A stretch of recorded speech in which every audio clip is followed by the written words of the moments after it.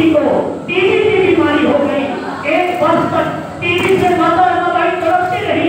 बाबा साहेब हमारी आपकी लड़ाई करते रहे, वापस नहीं आ पाए। हमारे अधिकारों के लिए बाबा साहेब कभी लंदन, कभी अमेरिका, कभी देश के कोने कोने में बाबा साहेब संघर्ष करते रहे, अपनी पत्नी का इलाज नहीं करवा पाए।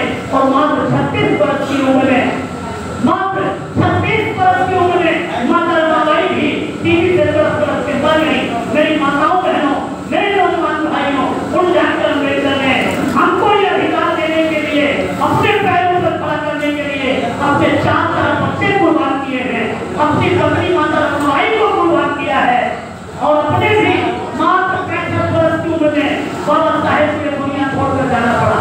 इतना उनको कष्ट दिया है। ये बैठे हैं मास्टर साहब, ये रिटायर्ड पर्सन है, 65 के करीब पार कर रहे होंगे। इसमें भी कितने बुजुर्ग बैठे हैं जिन्होंने 65 साल को पार कर लिया होगा।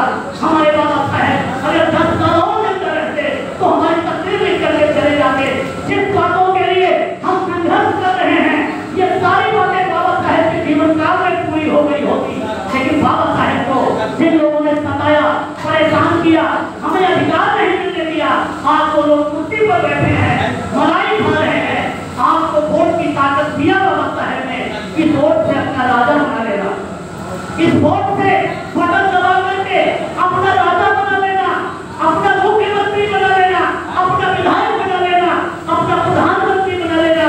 मेरे भोले भाले समाज के लोगों, आज तक आपने अपने उस वोट का उपयोग अपने राजा बनाने के लिए नहीं किया है, आपने दुश्मन को बनाने के लिए किया है। हमेशा उन लोगों को किया है जो बाबा साहेब की विचारधारा का विरोध करते हैं, उन लोगों के लिए किया है जो हमारे गरीब समाज की कुटाई पिटाई करते हैं, जो लक्ष्य बजाते हैं, जो हमारे लोगों का वजीफा खा जाते हैं। आपको मालूम है नीतीश गवर्नमेंट में वजीफे का घोटाला हुआ था। हमारे तमाम नौजवान भाई जो हैदराबाद यूनिवर्सिटी में और कर्नाटक में कई सारे विश्वविद्यालय में जो बीटेक एमटेक की पढ़ाई कर रहे थे, जो प्रोफेशनल कोर्स की पढ़ाई कर रहे थे, नीतीश के लोगों ने घोटाला करके उनका वजीफा, उनकी स्कॉलरशिप जब्त कर दिया और हमारे नौजवान भाइयों की पढ़ाई लिखाई डैमेज हो गई और बीच में ही छोड़ करके उनको वापस आना पड़ा और लास्ट में जाकर के मजदूरी करना पड़ा। तो मेरा आप लोगों से कहना है, ये जो 2025 का चुनाव आया है, आप लोग कोई चूक नहीं करेंगे।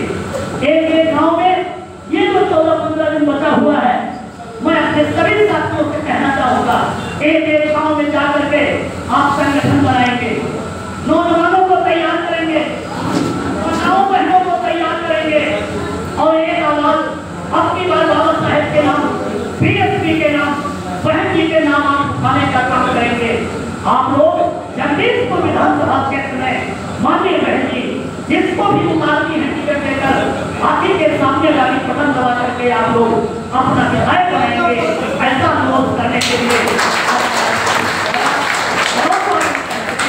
अपनी बात को यहीं पर मैं रोकता हूँ।